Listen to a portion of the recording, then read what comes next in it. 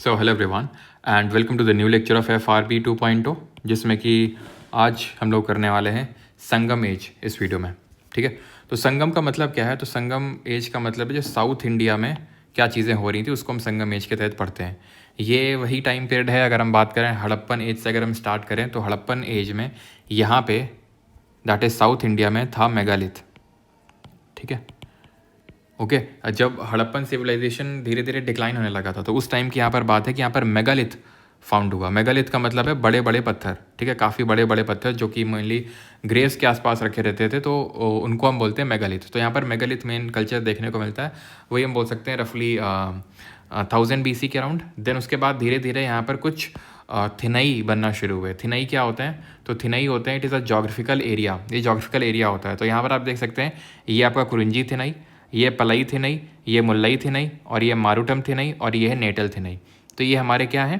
5 तरह के थिनई हैं। ये थिनई मतलब जोग्राफिकल एरिया है जो अलग अलग पर्टिकुलर, जैसे फॉर एग्जांपल ये अगर हम बात करें नेटल, तो यहाँ पर जो फिशर कम्युनिटी है वो रहती थी। ठीक है, तो इस तरह से यहाँ पर ये 5 थिनई में डिवाइडेड था।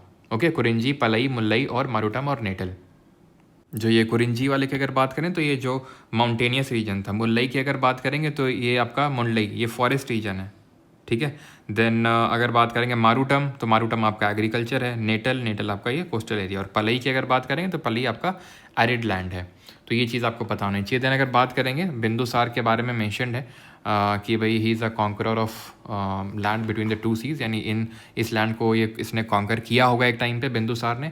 अशोक के इंस्क्रिप्शन में इनको दैट इज़, अभी होता क्या है कि जो डिफरेंट थिनाइज हैं ये चेरा, चोला और पांड्या में 3 मेन यहाँ से एम्पायर निकल के आते हैं, चेरा, चोल, पांड्या। तो चेरा को यहाँ पर अशोकन इंस्क्रिप्शन में रेफर किया गया केरला पुत्र। ठीक है, सत्यपुत्र। और चोला को यहाँ पर रेफर किया, चोला की अगर बात करेंगे तो चोल मंडलम के नाम से रेफर्ड है कि जो चेरा है उनको केरल पुत्र, ठीक है, यानी केरल वाले रीजन में। एंड चोला को अगर बात करें तो चोल मंडलम के नाम से मेंशन है, और पांड्या पांड्या के तौर पे मेंशन है। देन हम एक एक करके अभी यहाँ पर जानते हैं कि संगम होती क्या है। तो संगम का मतलब यही है एक तरह की असेंबली। असेंबली किसकी? जो पोएट्स हैं, जो बड़े बड़े पोएट्स हैं, लिटरेट्स हैं, उनकी असेंबली को हम बोलते हैं संगम। टोटल 3 संगम हुए थे जिनको कि पांड्यास ने पैटर्नाइज किया था, यानी इनके टाइम पे हुई थी। कहाँ हुई थी? मुच्छ छंगम। मतलब ये तो अगर बात करें इनको कलेक्टिवली हम मुच्छ छंगम के नाम से जानते हैं। जो तीनों संगम इनको कलेक्टिवली हम मुच्छ छंगम के नाम से जानते हैं। पहली हुई थी मदुरई में, दूसरी कपाटपुरम में और तीसरी मदुरई में हुई थी। यानी पहली और तीसरी मदुरई में और दूसरी कपाटपुरम में।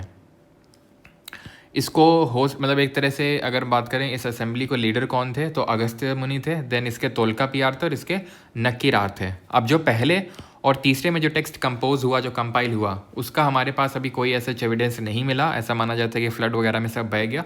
सेकेंड जो संगम थी जो कपाटपुरम में हुई थी, जिसको तोलकापियर ने क्या किया था, जिसको पैटर्नाइज तो पांड्याज ने किया था। If you can recall the Buddhist council, कि हमने एक पढ़ा था, ये क्या थे? पैटर्नाइज किया था। अजातशत्रु, कालाशोक, अशोक एंड कनिष्क। देन हमने MSMV पढ़ा था, कुछ याद है? मुगलीपुत्र तिस्सा, इस तरह से। वो कौन थे? वो थे जिन्होंने उसको लीड किया था। ठीक है, तो वही थे कपाटपुरम में तोलकापियर ने लीड किया था। और यहाँ पर एक ग्रामेटिकल तमिल टेक्स्ट कंपोज होता है जो कि ओल्डेस्ट तमिल टेक्स्ट है, दैट इज तोलकापियम। तो ये काफ़ी इंपॉर्टेंट है। ठीक है, यहाँ पे 2 तरह के लिटरेचर कंपोज हुए, नैरेटिव और डाइडैक्टिक। नैरेटिव को मिल्कानक्कू बोलते हैं, डाइडैक्टिक को जो पोएटिक नेचर का। स्टोरी वर्जन में तो मिल्कानक्कू, पोएटिक में है तो ये इसको बोलते हैं केल्कानक्कू। इसमें टोटल 8 मेजर वर्क्स आते हैं और इसमें 18 माइनर वर्क्स आते हैं। हम इसी में आते हैं आपके, इसी को हम फर्दर डिवाइड करते हैं एकम और पुरम में। एकम में आपके लव बैलेट्स हैं, लव स्टोरीज हैं, और यहाँ पर आपके वॉर के बारे में, पुरम के बारे में। ठीक है, देन बात करें ये 2 इंपॉर्टेंट टेक्स्ट हैं, सीलापतिकरम और मणिमेगलई। सीलापतिकरम को कंपोज किया गया बाई इलांगो अडिगल। यहाँ पर स्टोरी है कोवलन, कन्नगी और माधवी की, कि कोवलन और कन्नगी जो थे हस्बैंड वाइफ थे। देन कोवलन जो है इन्फ्लुएंस में आ जाता है इस कोर्टिसान जिसका नाम था माधवी, और ये माधवी से शादी कर लेता है, कन्नगी को छोड़ देता है। ठीक है, ये दासी होती है, उसके साथ चला जाता है। देन बाद में क्या होता है कि ये माधवी इसको एक काइंड ऑफ हम बोल सकते हैं धोखा या फिर जो भी, तो मतलब कोवलन अलग हो जाता है माधवी से, फिर से कन्नगी के पास आता है, कन्नगी इसको एक्सेप्ट कर लेती है। That is why she is that Kannagi is worshipped as the goddess of chastity and purity in the South India, mainly in the Kerala region. मणिमेगलई इन दोनों की, कोवलन और माधवी की डॉटर का नाम है, और उसी पे ये बुक बेस्ड है, Manimekalai, about the daughter of Kovalan Madhavi, जिसका नाम है मणिमेगलई। ओके, ये किसने लिखी है? चतुरनार ने। कहीं सत्तोनार लिखा रहता है, कहीं चतुरनार ने इस किताब को लिखा है, मणिमेगलई को। क्लियर होगा? अब हम चेरा, चोला और पांड्या के बारे में अलग अलग देखते हैं। तो चेरा के बारे में अगर बात करेंगे तो ये जो रीजन है आपका, ये है चेरा का, ये है आपका अगर बात करेंगे पांड्या का, और इसके ऊपर है यहाँ पर चोला का। ठीक है, ये आपका चेरा, ये है पांड्या, और ये है आपका चोला। ओके, इनके बारे में ये हमें पढ़ना है। ठीक है, दैट इज़ चेरा के बारे में, पांड्या के बारे में, चोला के बारे में। तो जो चेरा थे वो कहाँ पे रूल कर रहे थे? जो केरल वाला मेनली रीजन है, थोड़ा सा ये जो पार्ट ऑफ तमिलनाडु यहाँ पे, इनकी कैपिटल थी वंजी। इनके पोर्ट सिटीज़ थे कि चेरा से अगर बात करेंगे मुजरिस एंड टोंडी इनके पोर्ट थे, यानी बंदरगाह थे। इन्होंने ऑगस्टस टेम्पल भी बनवाया था मुजरिस में। इनके कनेक्शंस थे रोमन्स के साथ, और इनका एम्बलेम था bow and arrow, that is तीर कमान इनका एम्बलेम था, सिंबल था। जो ग्रेटेस्ट चेरा रूलर रहे उनका नाम था सेंगुट्टुवान, रेड चेरा के नाम से जाना जाते हैं। और ये लोग वर्शिप किसकी करते थे? कन्नगी की, एज ए गॉडेस ऑफ चैसिटी। तो हमने अभी देखा, तो चेरा के बारे में क्लियर हो गया कि बो एंड एरो इनका सिंबल था, वंजी इनकी कैपिटल थी, मुजरी एंड टोंडी इनकी पोर्ट सिटीज़ थी। जो वंजी है ध्यान रखना, इसको करूर के नाम से भी जाना जाता है। ठीक है, अगर करूर लिख के आ जाए तो करूर भी सही होगा आपका। ओके, देन आते हैं चोला पे। तो चोला कहाँ पे है? ये है चेरा, ये है पांड्या, और उसके ऊपर है चोला। तो इनको चोल मंडलम के नाम से जाना जाता है। ये पेन्नर और जो वेलर रिवर है उसके बीच में ये चोला जो है वो रूल कर रहे थे। ठीक है, नॉर्थ ईस्ट टू पांड्याज, यहाँ पे पांड्याज उसके नॉर्थ ईस्ट में। देन कैपिटल थी इनकी उरायूर एंड पूहड़। ठीक है, उरायूर और पूहड़ इनकी कैपिटल थी, और पूहड़ जो है ये पोर्ट सिटी थी, और पूहड़ को ही कावेरी पट्टनम के नाम से जाना जाता है। It is a port city and also known as Kaveri Pattinam. Okay, and ये किस में ट्रेड करते थे? ये कॉटन क्लोथ में ट्रेड करते थे। कौन? चोलाज। अर्लीस्ट जो रूलर रहे इनके एलारा रहे, और ग्रेटेस्ट रूलर कराई काल माने जाते हैं, जिन्होंने बैटल ऑफ वन्नी लड़ा था, जिसमें चेरास को डिफीट किया था। चेरा और पांड्या दोनों को, कलेक्टिव फोर्सेस को डिफीट किया था। इनका एम्बलेम था टाइगर। एक चीज़ ध्यान रखनी कि चोला हम दो पढ़ते हैं, एक तो अर्ली चोलाज हैं जिनको कि इम्पीरियल चोला के नाम से जाना जाता है। ठीक है, इंपीरियल चोलाज आते हैं, देन उसके बाद आते हैं लेटर चोलाज। ठीक है, जो हमारे एग्जाम पर्सपेक्टिव से जो इंपॉर्टेंट है वो लेटर चोलाज हैं। इंपीरियल चोलाज उतना इंपॉर्टेंट नहीं है, लेटर चोलाज हमें बहुत ही डिटेल में पढ़ना है, जो हम आगे पढ़ेंगे। सॉरी, मैंने इंपीरियल नहीं होगा, इंपीरियल तो यही थे। ठीक है, later, early not imperial, early Cholas.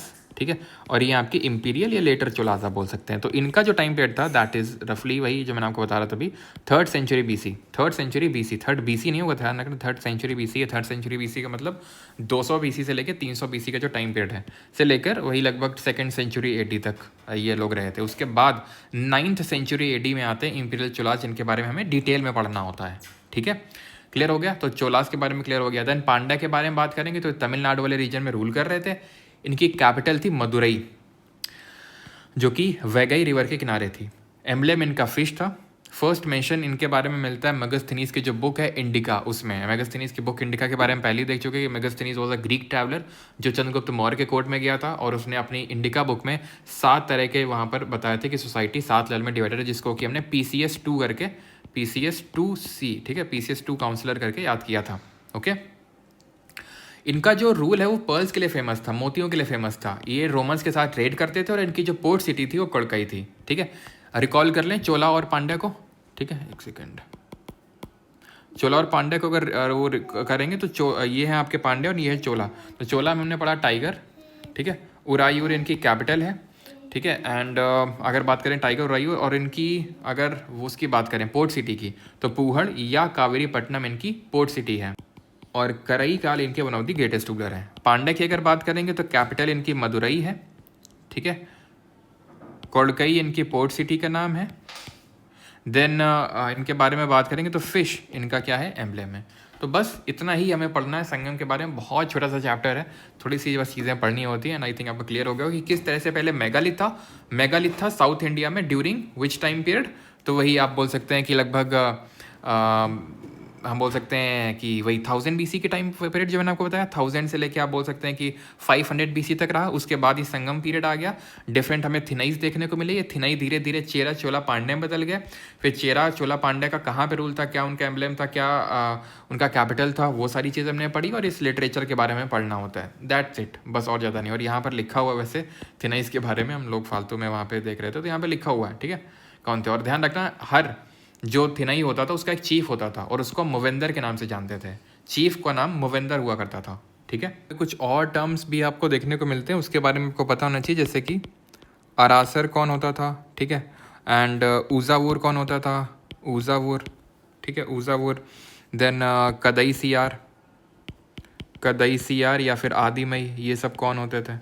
तो अगर हम बात करें तो जो आपका ये अरासर है ये रूलिंग क्लास हुआ करता था, ठीक है, रूलिंग क्लास, ये चीज़ ध्यान रखना है।